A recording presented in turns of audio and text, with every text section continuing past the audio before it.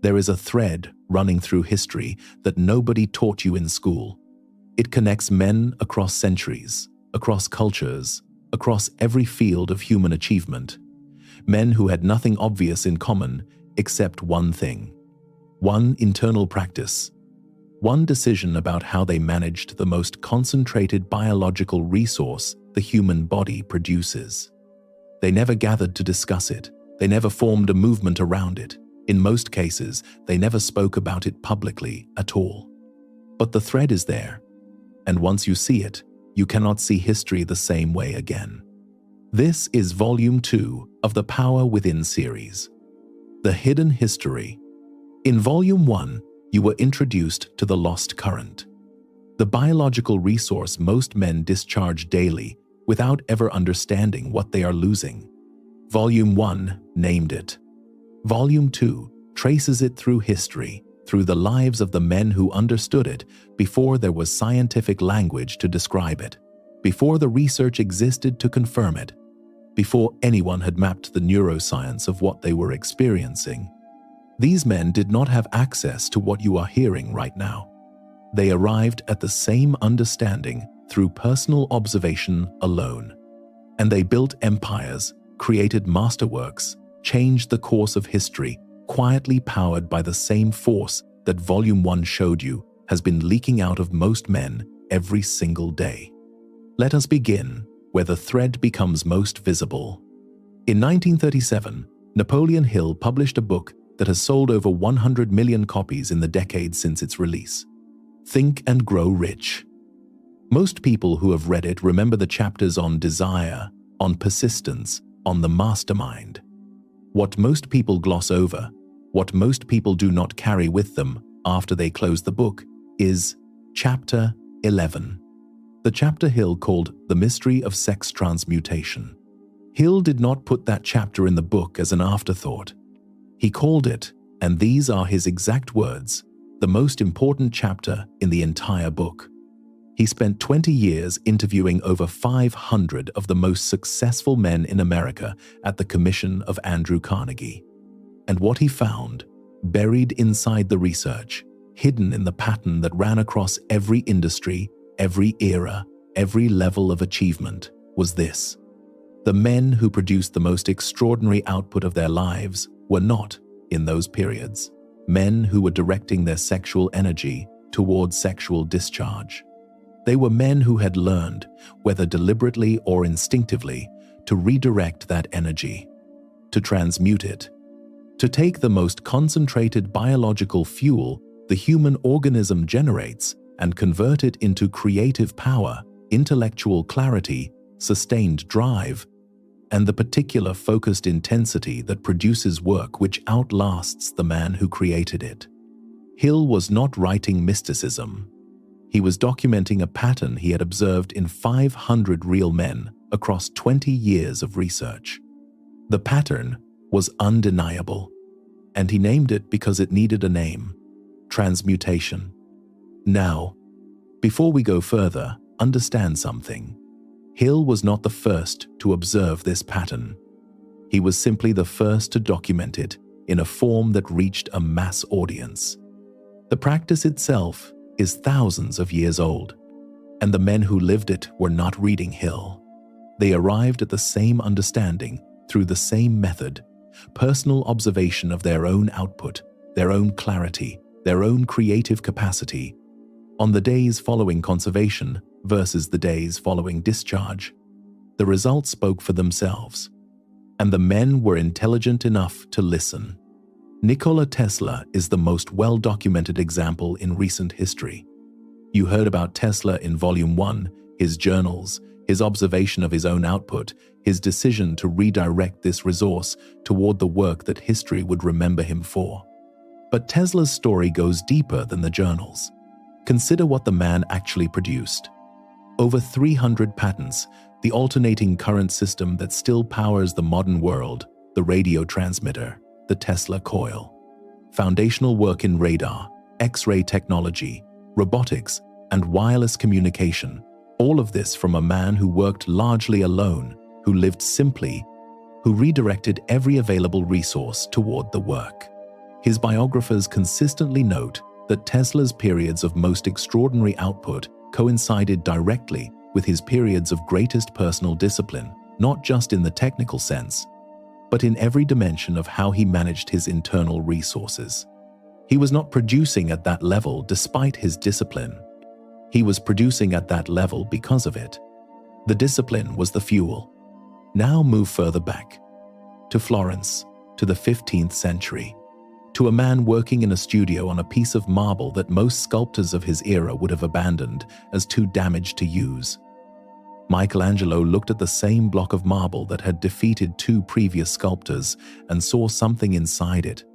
He famously said, and this is one of the most revealing statements any artist has ever made, that the sculpture already existed within the stone. His job was simply to remove everything that was not the sculpture. That is the statement of a man whose creative perception was operating at a level most men never access. Not because he was born differently, because he managed himself differently. Michelangelo's life, documented in his own letters and writings, observed by his contemporaries, was one of extraordinary personal discipline. He ate simply. He slept rarely and only when necessary. He turned away from the social and romantic pursuits that occupied most men of his class and era. Not from religious obligation alone, from an understanding, whether he articulated it in these terms or not, that the internal charge he maintained through that discipline was the source of what his hands could do when they touched the marble. The David, the Sistine Chapel ceiling, the Pieta. These are not the work of a man who was scattered. These are the work of a man who was concentrated, fully, deliberately, powerfully concentrated, because he had learned to conserve and redirect the force that most men around him discharged as a matter of ordinary life. Now, move further back still, to India, to the early 20th century, to a lawyer who had failed at nearly every conventional measure of success before he found the path that would make his name immortal. Mahatma Gandhi.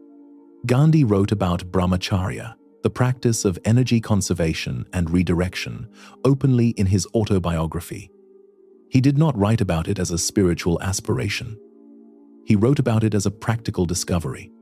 He had observed, in his own experience, that the periods of his greatest clarity, his most sustained courage, his most unshakable conviction, were the periods that followed deliberate, sustained conservation of this resource.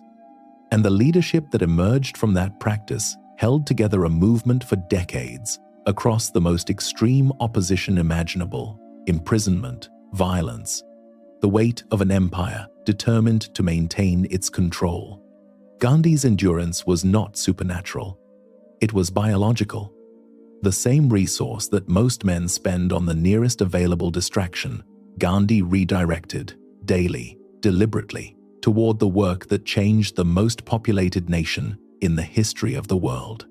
The pattern is not limited to artists and saints. It runs through the builders too.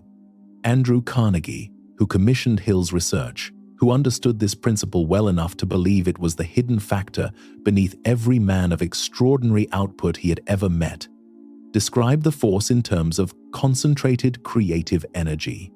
He did not call it sexual energy in polite conversation. He did not advertise what he had observed. But he was specific enough in his commission to Hill, specific enough about what he wanted Hill to look for, that the pattern was unmistakable across the 500 men Hill interviewed.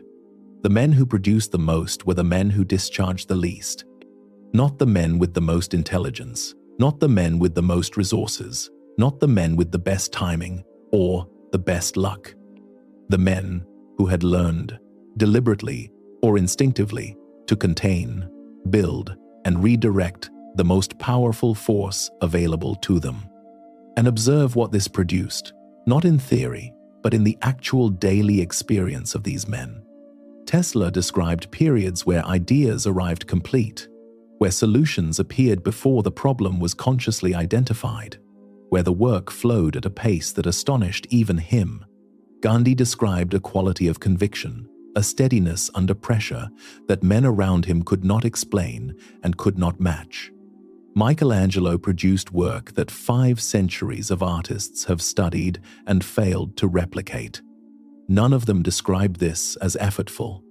They described it as natural, as the expression of a man operating from a full reservoir rather than an empty one. This is the most important practical insight in the entire hidden history. Men who practice sexual transmutation consistently do not execute better because they try harder. They execute better because they have more available energy.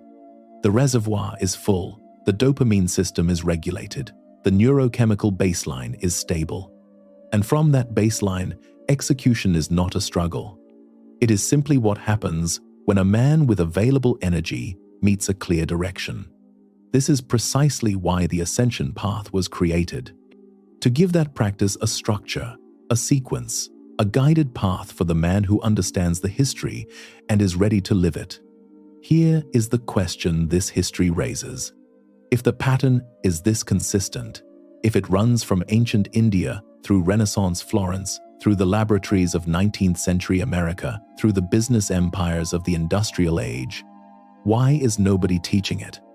The answer is not complicated. This is not information that serves the interests of an economy built on consumption, distraction, and the constant stimulation of desire. A man who has redirected his sexual energy toward focused creative output is not endlessly scrolling. He is not constantly consuming. He is not searching for the next source of low-effort stimulation. He is working, he is building, he is producing. And a man who is building something real is a man who has escaped the most powerful trap of the modern attention economy. The trap was never named the trap. It was presented as entertainment, as connection, as relaxation, as reward. But the effect is the same regardless of the label. The current leaks, the reservoir empties. The man who could have been building is instead consuming and wondering every Monday morning why the drive that should be there isn't. Now you have context that most men never receive. You know what Tesla observed in his journals. You know what Hill documented across 500 interviews. You know what Michelangelo chose, quietly, in order to do what his hands did. You know what Gandhi wrote about openly in his own autobiography. The hidden history is no longer hidden from you. And the question that remains, the only question that matters at the end of this volume, is not whether this is true. The history answers that.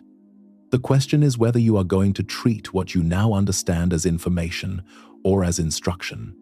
Most men treat everything they learn as information. They hear it, they find it interesting, they move on, and nothing changes. The man who treats this as instruction does something different. He does not move on. He applies it. Starting now, not when conditions are perfect, not when he feels ready. Now, because that is what every man in this volume did. Tesla did not wait until he fully understood the neuroscience of what he was observing. He observed the pattern in his own experience and made a decision. Gandhi did not wait for a peer-reviewed study. He practiced what he had discovered and watched what happened. Michelangelo did not deliberate. He worked. You have the pattern now. The hidden history has given you the most powerful permission any man can receive, the permission that comes from knowing you are not the first, that the thing you are being asked to do has been done before, by men who were not superhuman, by men who were simply willing to observe what their own experience was showing them and make a different choice than the men around them were making. The Ascension path at Power Within Academy is the structured system built around everything this series teaches. 8 phases, beginning the moment you enroll. The first 2 phases, free inside your 14-day trial. No charge today. Begin here, powerwithinacademy.com/ascension. Volume 3, the self-concept, goes deeper into the mechanism. Why understanding a principle is never enough to change your life, and what actually has to shift before behavior changes permanently. This is the Power Within series. Volume 2, complete. Now, go execute.